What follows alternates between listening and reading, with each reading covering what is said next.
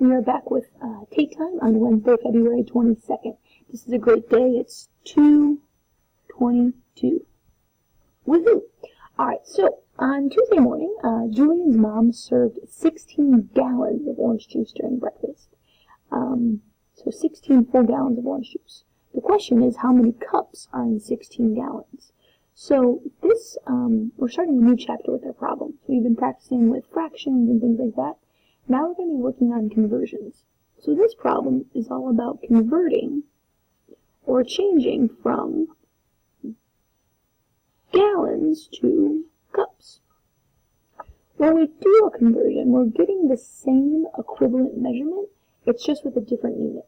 So just like if Miss Tate said 1 week, and I said 7 days, that's still the same thing. So what we're doing right now is we're converting from gallons to cups. So we're basically asking ourselves, if we had 16 gallons, how many cups or how many students could we serve orange juice to? So the question is, how many cups are in 16 gallons? Check.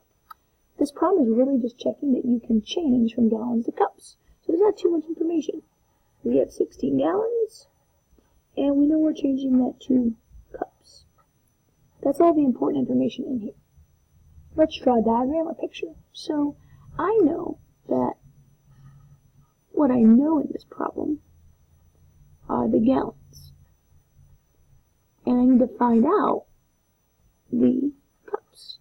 So all I'm doing right now is going from what I know, which is the gallons, and I'm going to the cups.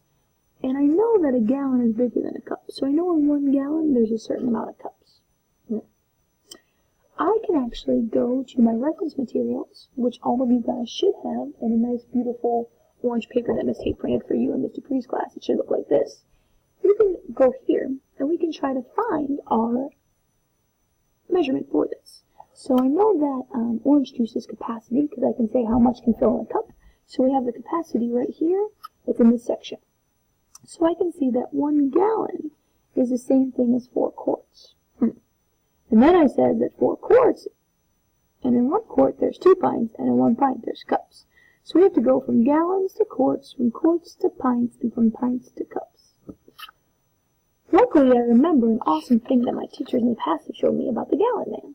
So what I can do is I'm going to draw a big old G. This represents a gallon. And a gallon is big. Think about a gallon of milk. We can fit a ton of cups in there. And I know inside a gallon of milk, I have 4 quarts. I have 4 quarts, just like here it says in my paper. So 1 gallon is 4 quarts. Think about 4 quarts, just like 4 quarters in a dollar. So we can remember that there's 4 quarts in a gallon. Then, inside those quarts, we have pints. So 1 quart is equal to 2 pints. So I can put a pint and a pint, a pint and a pint, pint and a pint, a pint and a pint. Please make sure you guys copy this down. So what this means is that there's 2 pints in every quart. Now we get to the good stuff, the cups. And that's what we're going for in our conversion here. So now we have to say how many cups are inside each pint. If I go back, I can see that 1 pint equals 2 cups. So I can put 2 little C's in every pint. CC, CC, CC.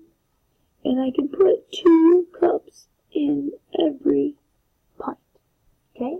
So I also know that there are 2 cups in a pint. And hopefully you guys remember this from when we learned this in 4th grade.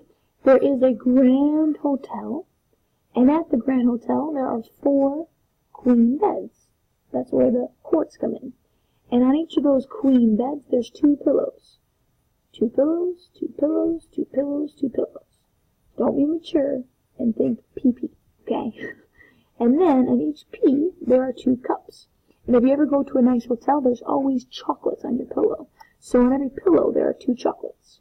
So we have this Grand Hotel, and then we have 4 quarts, and in each quart we have 2 pillows, and then in each pillow we have 2 chocolates. So if I count up and I count how many chocolates we have, or how many cups we have, I can see 2 in every pint. So 2, 4, 6, 8, 10, 12, 14, 16. So from all that math, we know that we have 16 cups in every gallon. So if I had 2 gallons, I just know that I have 2 groups of 16. So that's like a 16 and another 16. So that would make 32 cups. If I have 3 gallons, that would make 48 cups. All I'm saying is it's groups of 16. But going back to this problem, we've definitely drawn a diagram and had some fun with it. We need to figure out changing 16 gallons. So we know that there's 16 gallons, and we have to multiply by 16 because there's 16 cups in each gallon.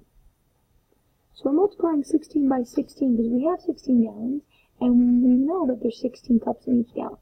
So here we go. 6 times 6 is 36.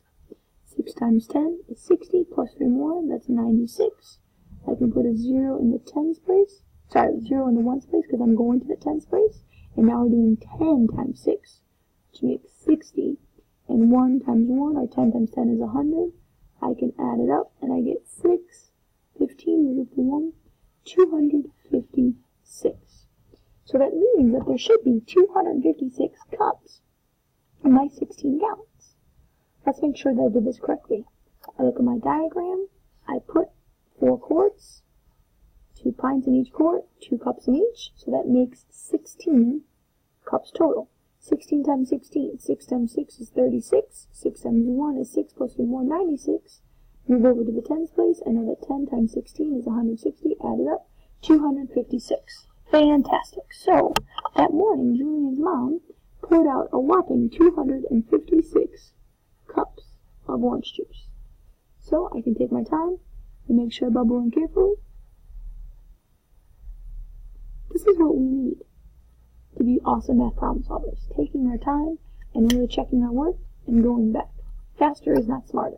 Take your time, show your work, solve, and check. Yeah. Now you're going to take your problem over, and you're going to work on your independent time. This one, you need to go into your chart and figure out a conversion between pounds and what they're asking for, which is ounces. Check your chart and find where it says pounds and ounces. Good luck.